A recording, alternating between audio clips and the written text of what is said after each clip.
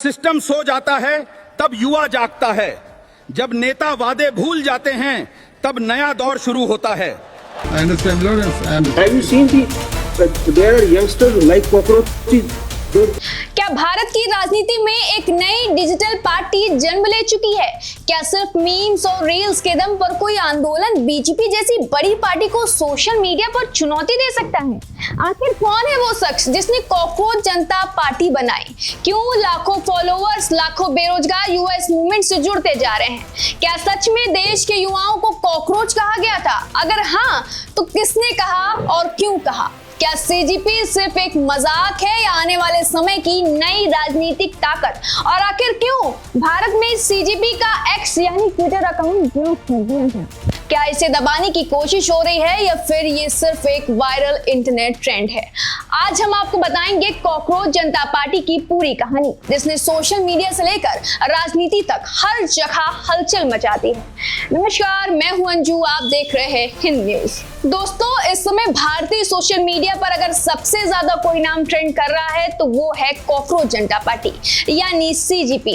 ये कोई पारंपरिक राजनीतिक पार्टी नहीं है, बल्कि एक ऐसा डिजिटल मूवमेंट है जिसने कुछ ही दिनों में इंटरनेट की राजनीति को पूरी तरह बदल दिया है। मीम्स, व्यंग और युवा गुस्से के सहारे शुरू हुआ ये ट्रेंड अब राष्ट्रीय बहस बन चुका है। सबसे हैरान करने वाली बात यह है कि इंस्टाग्राम पर इसके फॉलोअर्स भारतीय जनता पार्टी से भी ज्यादा हैं। रिपोर्ट्स के मुताबिक सीजीपी ने लगभग 1.5 करोड़ फॉलोअर्स का आंकड़ा पार कर लिया है, जबकि बीजेपी के इंस्टाग्राम फॉलोअर्स करीब 90 लाख बताए जा रहे हैं। और यही वजह है कि अब लोग पूछ रहे हैं कि आखिर ये कॉकरोच जनता पार्टी क्या है, इसे बनाया किसने, इसका मकसद क्या है और अचानक पूरा इंटरनेट इसके पीछे क्यों खड़ा हो गया है? जब भारत के मुख्य न्यायाधीश यानी जस्टिस सूर्यकांत ने एक सुनवाई के दौरान कहा था कि कुछ बेरोजगार युवा कॉकरोच की तरह बन जाते हैं और फिर सोशल मीडिया पर आरटीआई एक्टिविस्ट बनकर सिस्टम पर हमला करते हैं। हालांकि बाद में जस्टिस सूर्यकांत ने सफाई दी, उनकी बात को गलत तरीके से पेश किया गया। उन्होंने ये कहा है कि निशाना बेरोजगार युवा नहीं थे, बल्कि वे लोग थे जो फर्जी डिग्री लेकर प्रोफेशन में आते हैं और संस्थाओं पर हमला करते हैं। दरअसल इस कहानी की शुरुआत एक विवादित टिप्पणी से हुई थी, जब भारत के मुख्य न्यायाधीश यानी जस्टिस सूर्यकांत ने एक सुनवाई के दौरान कहा था कि कुछ बेरोजगार युवा कॉकरोचेस की तरह बन जाते हैं, जिसमें बेरोजगार युवाओं को कॉकरोच और पैरासाइट्स जैसे शब्दों से जोड़कर देखा गया। इस बयान के बाद इंटरनेट पर गुस्सा फैल गया। युवाओं को लगा कि उसकी समस्याओं और संघर्षों का मजाक उड़ाया गया है और इसी गुस्से को एक डिजिटल आंदोलन में बदल दिया गया और कॉकरोच शब्द को अपमान नहीं बल्कि प्रतिरोध और सर्वाइवल का प्रतीक बना दिया गया। यहीं से कॉकरोच जनता पार्टी का नाम सामने आया। हालांकि बाद में सूर्यकांत ने सफाई दी, उसके बाद को गलत तरीके से पेश किया गया था। उन्होंने कहा कि उनका निशाना बेरोजगार युवा नहीं बल्कि वे लोग थे जो फर्जी डिग्री लेकर प्रोफेशन में आते हैं और संस्थाओं पर हमला करते हैं। वहीं इस मूवमेंट को शुरू करने वाले व्यक्ति का नाम अभिजीत दीप के बताया जा रहा है, जो एक डिजिटल पॉलिटिक्स स्ट्रेटेजिक माने जाते हैं। जो रिपोर्ट्स में उनका संबंध आम आदमी पार्टी के डिजिटल इकोनॉमिक्स से भी जोड़ा गया है। हालांकि सीजीपी खुद को स्वतंत्र और गैर पारंपरिक ऑनलाइन मूवमेंट बताती है। सीजीपी की सबसे बड़ी ताकत इनका मीम कल्चर है। जहां पारंपरिक पार्टियां रैलियों और भाषण करती हैं, वहीं सीजीपी इंस्टाग्राम रील्स, मीम्स और व्यंग के जरिए युवाओं से जुड़ रही है। उनका स्लोगन है voice of the lazy of unemployment यानी बेरोजगार और सिस्टम से परेशान युवाओं की आवाज। भारत का बड़ा युवा वर्ग आज बेरोजगारी, महंगाई, पेपर लीक और करियर असुरक्षा से जूझ रहा है।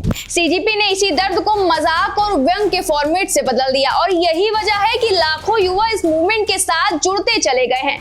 इंटरनेट पर लोग इसे मजाक में लेते हुए भी और गंभीरता से शेयर कर रहे हैं, क्योंकि इसके मीम सीधे युवाओं की निशाने को टारगेट करते हैं। अब सबसे बड़ा सवाल यह है, क्या सीजीपी सच में बीजेपी को चुनौती दे सकती है? इसका जवाब राजनीति के जानकार थोड़ा अलग तरीके से दे रहे हैं। उनका कहना है कि सोशल मीडिया फॉलोअर्स और असली वोट बैंक दोनों अलग चीजें हैं। बीजेपी के पास देश का सबसे बड़ा राजनीतिक संगठन, बूथ लेवल नेटवर्क है और मजबूत चुनौती मशीनरी है, लेकिन सीजीपी ने एक नई चीज जरूर कर दी है। उसने इंटरनेट पर युवाओं के मूड को पकड़ लिया है। पहली बार ऐसा हो रहा है कि कोई मीम आधारित आंदोलन सीधे राजनीतिक विमर्श का हिस्सा बन गया है और यही कारण है कि अब विपक्ष विपक्ष भी इस ट्रेंड को एम्पलीफाई करने में लगे हैं। इसी बीच समाजवादी पार्टी के नेता अखिलेश यादव का एक ट्वीट जबरदस्त वायरल हुआ। उन्होंने सिर्फ 3 शब्द लिखे हैं, बीजेपी बनाम सीजेपी। बस इतना लिखते ही सोशल मीडिया पर बहस शुरू हो गई है। कुछ लोगों ने इसे बीजेपी पर सीधा तंज मारा, जबकि बीजेपी समर्थकों ने इसे सिर्फ एक इंटरनेट का एक अस्थायी ट्रेंड बताया। लेकिन इस ट्वीट ने साफ कर दिया है कि अब सीजेपी को सिर्फ मजाक नहीं समझा जा रहा है, बल्कि इसे एक राजनीतिक संकेत के तौर पर भी देखा जा रहा है। अब बात करते हैं सीजेपी के असली मकसद की। आधिकारिक तौर पर यह मूवमेंट कहता है कि युवाओं की समस्याओं को सामने लाना चाहता है। बेरोजगारी, शिक्षा व्यवस्था, महंगाई, पेपर लीक और डिजिटल सेंसरशिप जैसे मुद्दे इनके कंटेंट का हिस्सा है। लेकिन आलोचकों का कहना है कि ये सिर्फ एक एंटी एब्लिशमेंट इंटरनेट कैंपेन है, जिसका कोई स्पष्ट राजनीतिक एजेंडा नहीं है। कुछ लोग इसके विपक्ष समर्थित डिजिटल नैरेटिव भी बताते हैं। हालांकि सीजेपी के समर्थकों का कहना है कि अगर पारंपरिक पार्टियां युवाओं की समस्याओं को नहीं समझेगी तो इंटरनेट खुद नया विपक्ष बन जाएगा। अब आते हैं सबसे विवादित मुद्दे पर, सीजेपी का ट्विटर यानी एक्स अकाउंट ब्लॉक क्यों हुआ। रिपोर्ट्स के मुताबिक भारत में इस अकाउंट को विदहर्ड कर दिया गया, यानी भारत के इसकी पहुंच सीमित कर दी गई है। आधिकारिक कारण पूरी तरह साफ नहीं किया गया, लेकिन सीजेपी के फाउंडर अभिजीत डिपके ने आरोप लगाया है कि उनके अकाउंट को जानबूझकर निशाना बनाया जा रहा है। उन्होंने दावा किया है कि उनको सोशल मीडिया प्लेटफॉर्म को दबाने और हैक करने की कोशिश भी हुई है। इसके बाद इंटरनेट पर इस बैच जैसे हैशटैग ट्रेंड करने लगे हैं और मूवमेंट को और ज्यादा पब्लिसिटी मिल रही है। दिलचस्प बात यह है कि जितना इसे रोकने की कोशिश हो रही है, उतना ही ये वायरल होता गया है। इंटरनेट की दुनिया में अगर किसी चीज को दबाने की कोशिश उसे और बड़ा बना देती है। सीजेपी के साथ भी ऐसा ही कुछ हुआ है। युवाओं ने इसे सिर्फ एक मीम पार्टी नहीं, बल्कि सिस्टम के खिलाफ डिजिटल विरोध के रूप में देखना शुरू कर दिया है। आज की तारीख में सीजेपी इस बात का संकेत बन चुकी है कि भारत का युवा अब राजनीति को पुराने अंदाज में नहीं देख रहा। अब मीम्स ही नए पोस्टर और रील्स ही नई रैलियों और इंटरनेट की नई राजनीतिक मैदान बन चुका है।